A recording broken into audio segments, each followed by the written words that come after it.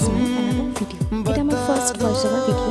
এটা একটু অন্যরকম একটা ভিডিও। তেমন ঠিক রান্নার সময় পাই না, তবে ডিসেম্বর মাস, চারিদিকে একটা ঠান্ডার ছোঁয়া, সে সময় যদি একটু নিজের হাতে কিছু করা যায় আর কি। তো একটু কাঁচা পাকা হাতে আমি নিজেরই একটি রেসিপি ট্রাই করছি, ড্রাই চিকেন। তো প্রথমেই আমি চিকেনগুলোকে ধুয়ে নিয়ে ভালো করে সেটাকে হলুদ, লঙ্কা, ভিনেগার দিয়ে ম্যারিনেট করে নিয়েছি। তারপর এক এক করে চিকেনগুলোকে আমি রিফাইন তেলে ভালো করে লাল লাল করে ভেজে নিয়েছি।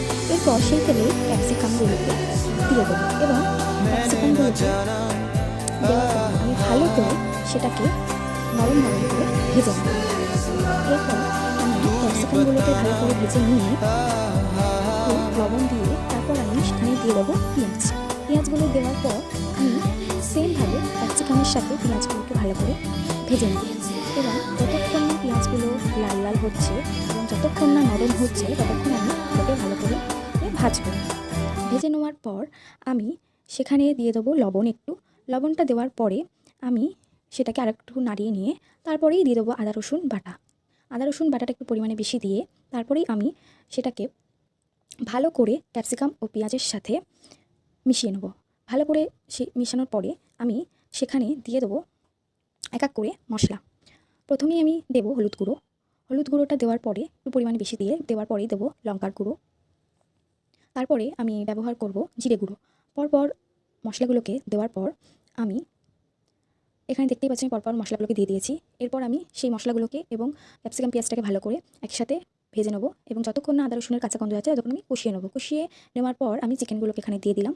চিকেনগুলোকে মশলার সাথে এবং ক্যাপসিকাম আর পেঁয়াজের সাথে ভালো করে মিক্স করে নেবো, যাতে মশলাটা ভালো করে চিকেনের মধ্যে যায় এবং ভালো করে আমি জিনিসটাকে কষিয়ে নেবো। কষিয়ে নিয়ে এরপর আমি সেখানে দুটো লঙ্কা দিয়ে পর আমি সেটাকে ভালো করে কষাবো। কষানোর পর এবার লাল লাল হয়ে আসার পর আমি সেখানে একটু কর্নফ্লাওয়ার ভালো করে গুলে নিয়ে, হালকা, বেশি না, পরিমাণে কম, কর্নফ্লাওয়ারটাকে আমি জলে গুলে নিয়ে আমি চিকেনের মধ্যে ভালো করে দিয়ে দেবো। এখানে আমি কর্নফ্লাওয়ারটা দেওয়ার পর সেটাকে আমি ভালোভাবে এবারে নাড়িয়ে নেব।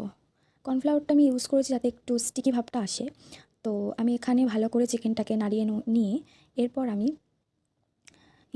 এখানে দেখলে আমি ভালো করে চিকেনটাকে নাড়িয়ে নিয়েছি এবং চিকেনটা যতক্ষণ না একটু হালকা নরম নরম এবং লাল লাল ভাব আসে ততক্ষণ আমি নাড়িয়ে নেওয়ার পর ওপর থেকে আমি রসুন কুচি দিয়ে দিয়েছি। এখানে রসুন কুচি দেওয়ার পর তো আমি এটাকে এবারে ভালো করে নাড়িয়ে নেবো।